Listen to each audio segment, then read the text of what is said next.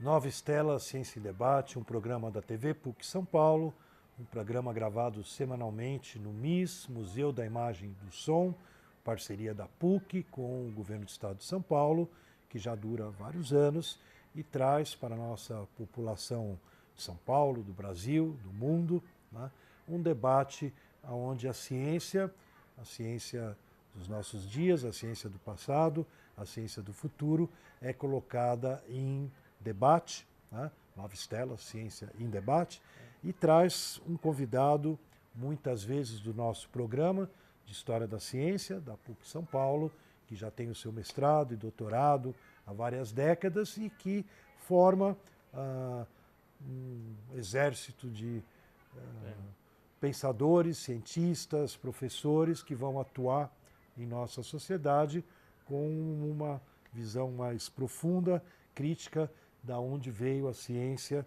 que hoje faz parte do nosso cotidiano.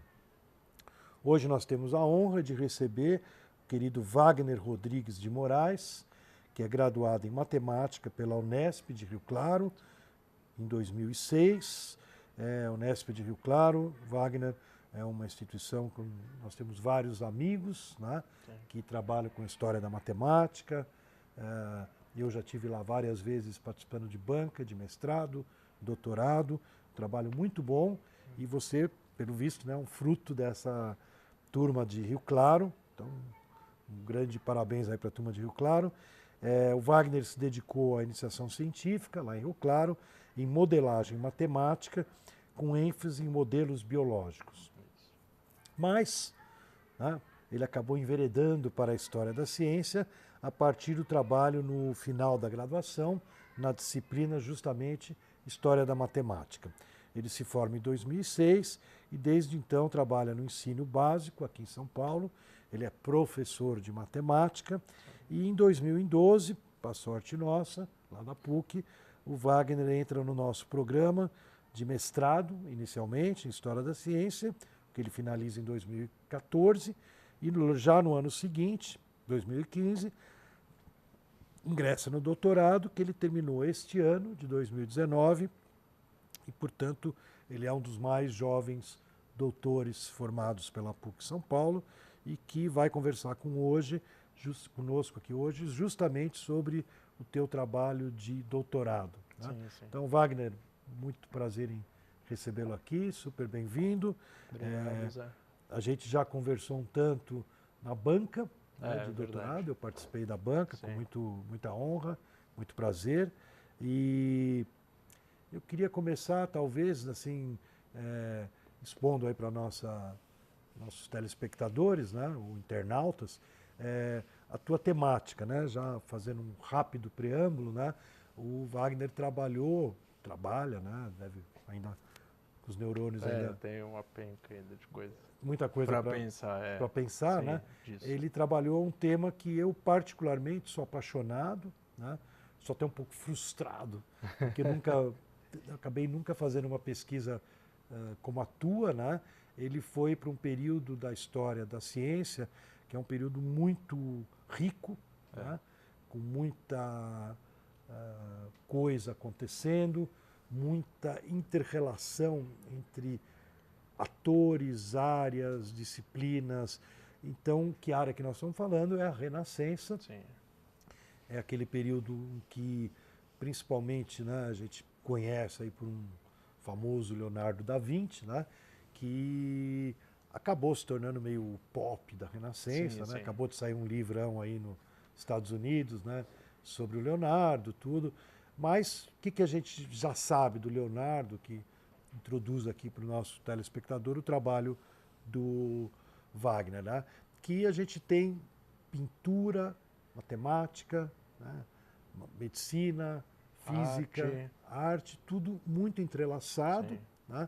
Então, os personagens dessa área não têm aquela pegada mais moderna da especialização, eles transitam em várias áreas, e não é apenas que eles mudam de uma área para outra, mas eles trazem para dentro de cada área saberes de outras áreas. Né? Então, primeiro eu queria que você contasse para nós, né, que você não escolheu o Leonardo da Vinci, graças a Deus, né?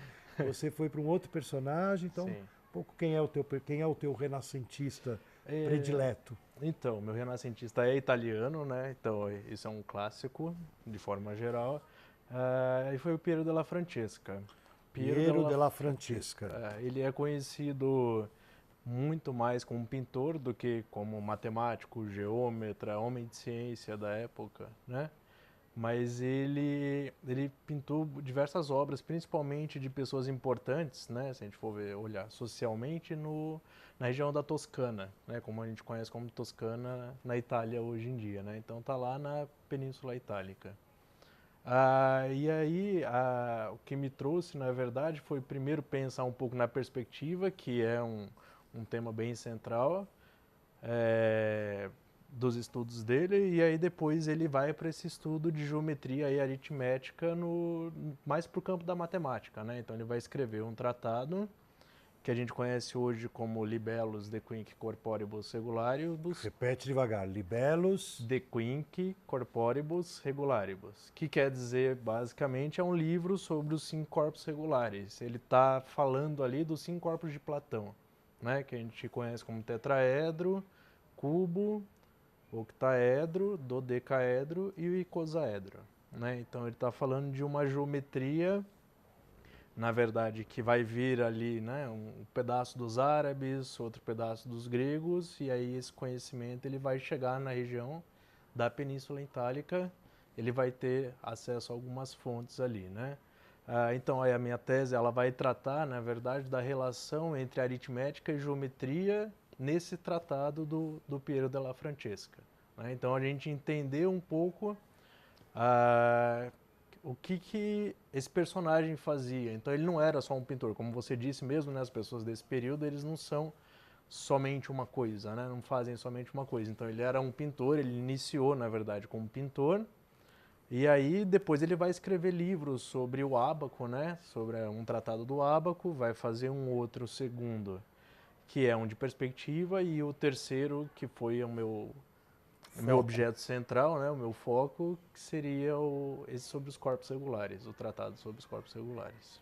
De onde a gente começa? Aí você já tem tantos ganchos aí para a gente seguir, né? Então, dando uma resumida, né?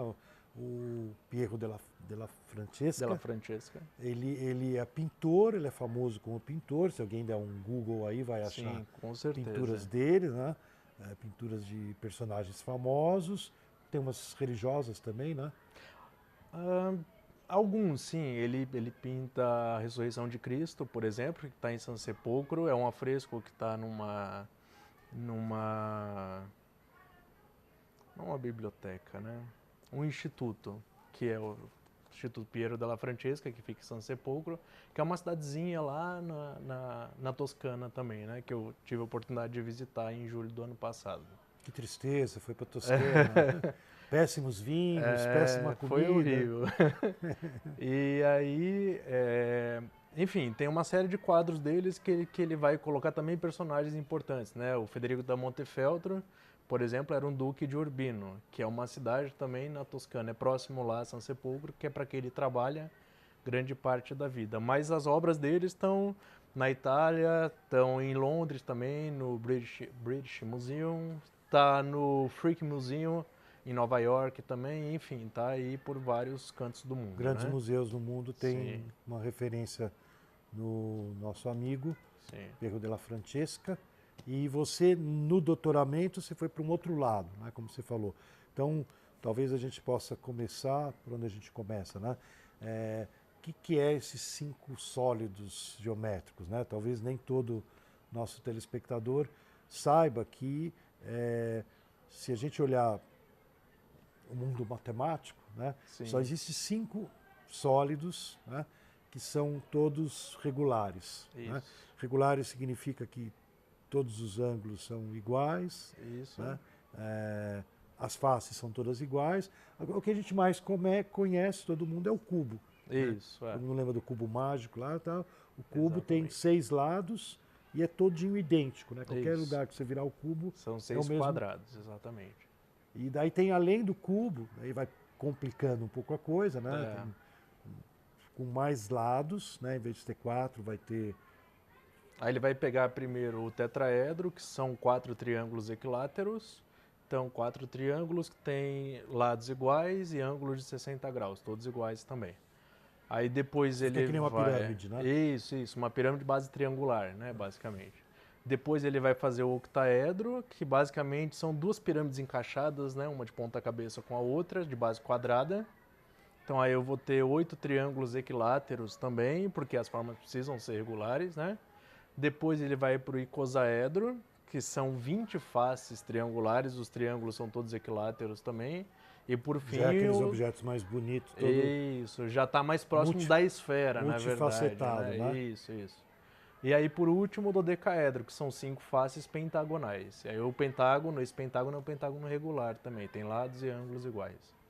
Né? Seriam esses 5 corpos que ele vai num primeiro momento se dedicar, né, aos estudos, lá no caso no tratado dele. E qual que é o chance desses sólidos geométricos? Então, o foco é a questão... Você falou é de que Platão, ele... né? Então nós estamos falando de algo que foi elaborado, sei lá, 300 a 400 anos antes de Cristo.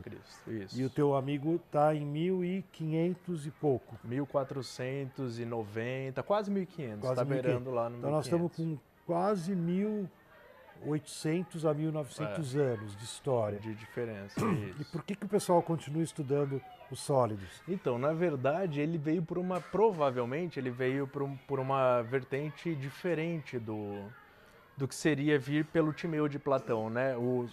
Esses corpos regulares, eles aparecem numa obra que se chama Timeu, né? E Critias, na verdade, que são duas juntas, que vêm de Platão. Provavelmente, o que ele teve acesso foi por via Euclides, né? Euclides, que surgiu um pouco depois, né? De Platão, mais ou menos por volta de 300, 400 depois de Cristo. Ele é um grego.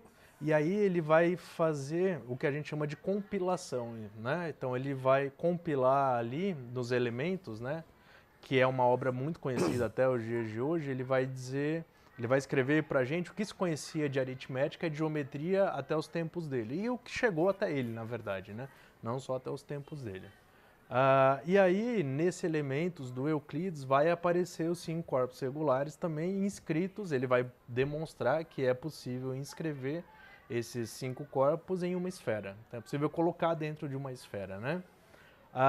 E aí o que acontece? O Piero della Francesca, ele tem uma educação que é uma educação da escola do ábaco, não é?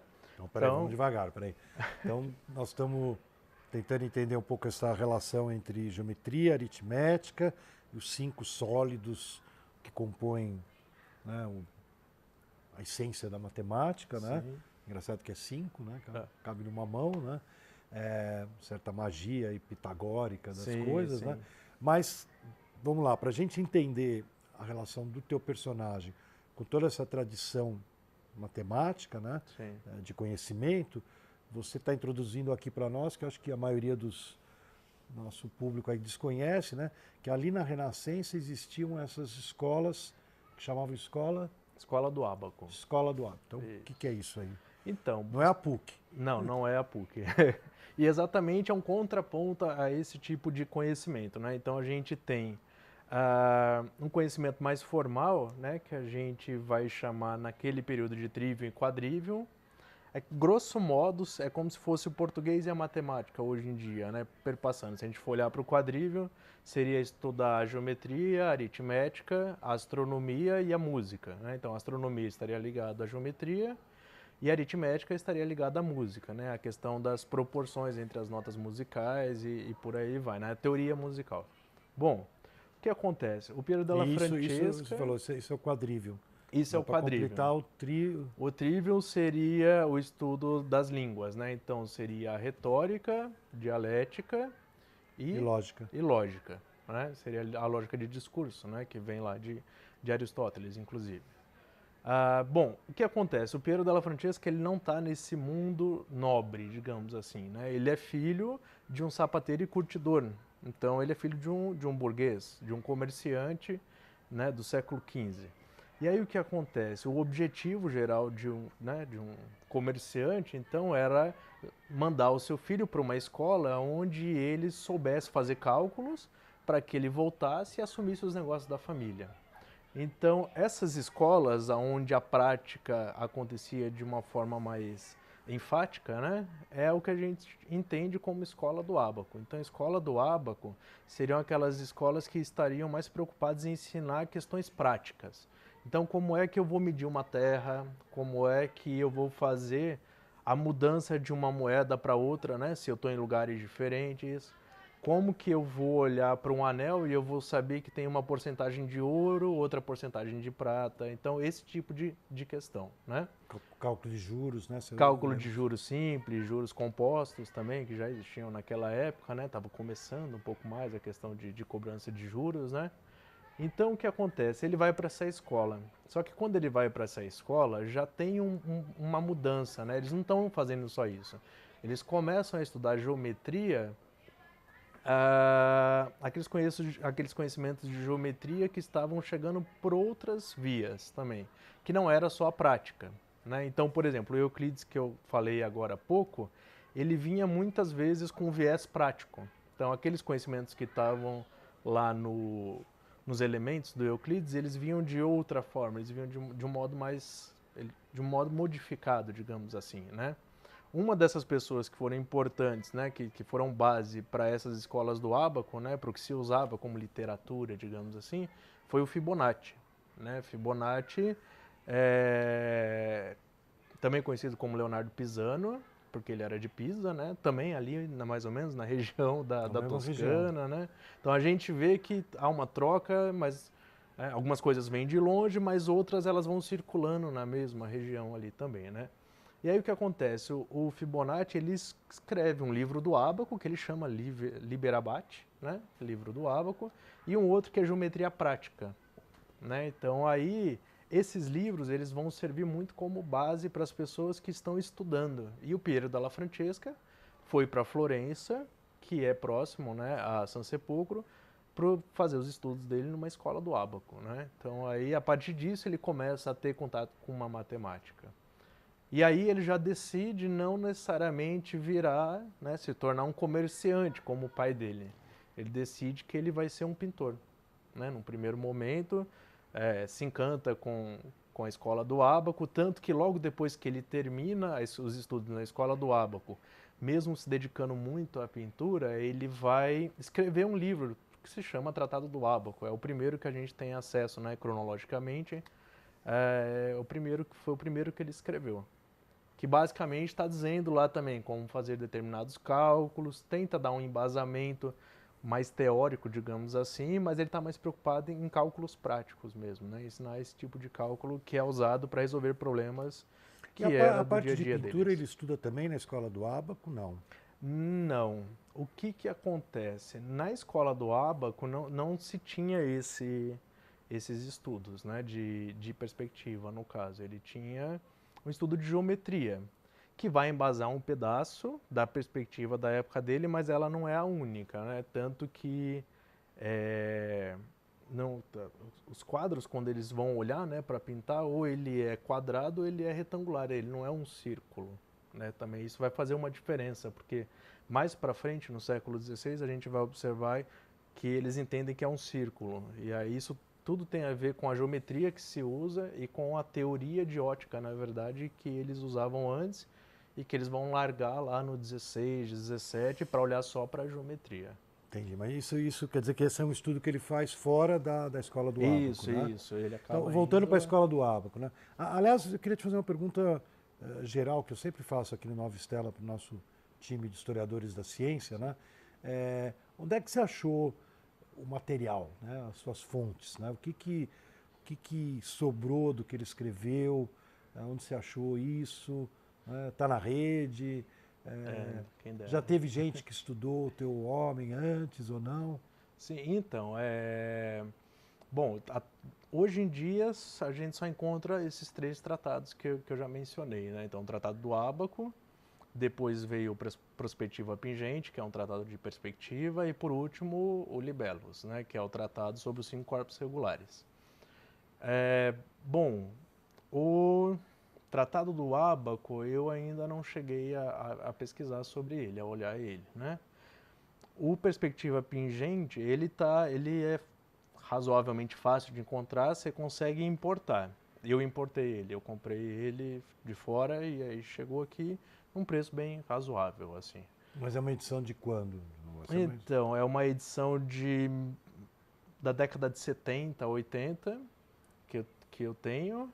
É um facsímile comentado, né, por uma estudiosa, a Giusta Fazola, se eu não me engano, é o nome dela. Ela é italiana, né? E aí ela vai fazer uma edição e vai ter alguns comentários no começo, né? Tem uma edição facsímile, né, desse tratado. Esse outro Libellus, né, sobre os 5 corpos regulares, ele já é mais de difícil acesso. Então, durante o meu doutorado, né, tive a honra de fazer com uma colega, que é a Roseli Sólio, que está lá no programa fazendo doutorado também, né, na área de criminalística e tudo mais. Tem nada a ver com a nossa geometria. Não tem. Mas ela foi a minha mão, meu braço direito, porque teve um período que ela estava indo para a Itália com uma certa frequência, e aí aqui não tem.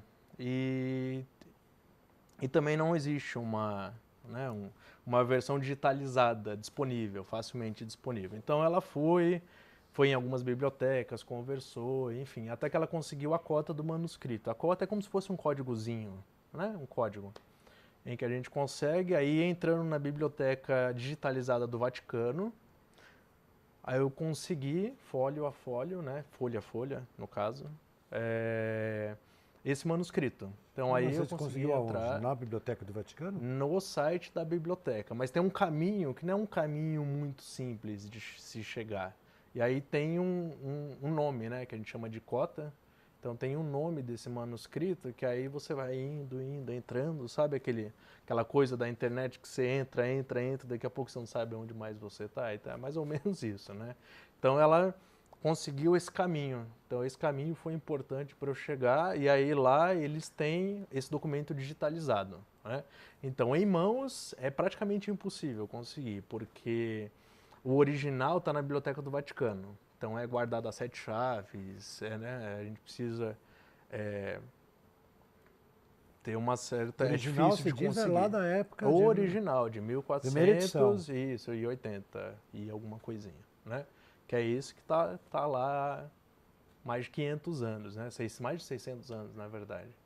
Então esse está lá na Biblioteca do Vaticano. Inclusive tem várias raridades que eles estão digitalizando agora também, né? Tem. Recentemente a gente viu, saiu até uma reportagem em algum site aí, sobre a digitalização do Vaticano. Sim, tem uma série de coisas que ainda está empacotada e eles estão tirando, enfim, tem todo um processo, porque tem que tomar um cuidado, essas coisas se desfazem também, né, bem difícil.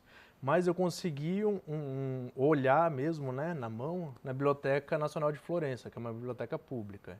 Então eu estive em Roma... Está nas obras raras lá deles? Isso, está nas obras raras. Então dentro da Biblioteca Nacional de Florença, você tem um pedaço lá que é para olhar manuscritos. Então eu consegui acesso também a esse pedaço da biblioteca e eu consegui olhar em mãos mesmo, facsímile, então é uma cópia direto do original. Além do conteúdo, muita emoção. Né? Sim, com certeza. É bonito o papel? Uma vez eu tive aqui em São Paulo, foi até um leilão aí, fiquei com uma dó, queria que a gente tivesse arrematado para a PUC, né? Mas daí um particular comprou um original do Newton, de 1690, 1700, né? E o que me impressionou muito era a qualidade do papel, né? Era um papel mais grosso, Sim, amarelo muito bonito, né? Sim. E bem preservado, então estava... E normalmente essas obras elas são muito rebuscadas, né? Também, por exemplo, esse tratado dos 5 corpos regulares do Piero della Francesca, a gente folheando, né, o manuscrito, a gente percebe que ele é todo ornamentado, então as primeiras letras, né, de cada capítulo... Não, ele é manuscrito. Manuscrito. O Newton é impresso. Isso é impresso. 1600. Já tem. Já estamos na era do impresso. Já está indo, Não é da internet, mas é do impresso. Mas ele tá lá rebuscando, então existe todo um desenho, né, nos primeiros capítulos, nas primeiras letras que estão em capital, né, e tudo mais, porque esse tratado, na verdade, ele não foi aparentemente escrito para ser divulgado, né, tanto que ele coloca lá nas primeiras páginas, né, ele vai colocar uma dedicatória a Guidobaldo da Montefeltro, que era o pai, que era o filho do Federico da Montefeltro, para quem o Piero trabalhou diversos anos, né? Então ele vai Tipo pedir... mecenas dele. Isso, eram mecenas dele. Então ele vai pedir para colocar, né, vai dizer que está dando aquela obra para colocar na biblioteca junto com o prospectivo a pingente que ele tinha dado ao pai dele, né? Então é uma obra para ficar na biblioteca de um nobre que vai ser acessado por E essas poucos no cópias que final. você encontrou, tanto a do Vaticano como da Biblioteca de Florença, né? Isso. São cópias que alguém encomendou e fez na época, ou você nem sabe? Não, essa do Vaticano, ela é o original. É o original dele. Dessa família Do foi parar no Piero della O Vaticano Francesca. comprou. Acabou indo, assim, né? Se a gente olhar historicamente, foi ficando, né, escondido, digamos, com essa família dos Montefeltros, até que foi vendido para alguém muito rico, né? Que a gente não sabe exatamente o nome, o sobrenome, e aí isso foi parar na Biblioteca do Vaticano. De algum modo, isso foi parar na Biblioteca do Vaticano, né? Então, esse é o original. Né? Essa cópia facsímile que está na Biblioteca de Florença foi uma cópia do original que está no Vaticano. Então, na verdade, é uma cópia diretamente. Então, quando eu olho para ele, não é um facsímile comentado, né? Agora, cópia, você diz, alguém sentou na frente e copiou. Não, uma cópia de quando a gente Não tem- olha... não tem- porque várias não tem- formas de cópia, Não tem um exatamente digital naquela ali época. para... Isso, digital, é como se fosse digitalizado, digamos assim. Copiaram em folha comum, digamos assim, de uma qualidade melhor, né? Mas é como se fosse uma cópia mesmo, tipo para fotografia, digamos Wagner, eu assim. queria, infelizmente, te agradecer. Nosso tempo está Já. terminando. Wagner Rodrigues de Moraes, nosso recém-doutor pela PUC São Paulo, na área da História da Ciência, e que deu aqui para nós uma bela, gostosa aula aí de ciência, arte, matemática, né, na Renascença, e que eu desejo que você continue a sua pesquisa e traga mais frutos aqui para o Nova Estela. Obrigado. Nova Estela Ciência e Debate se despede, esperando ter o nosso telespectador na próxima semana, no mesmo horário, no mesmo canal universitário, ou a qualquer momento, em qualquer lugar, na internet, no YouTube, canal Nova Estela.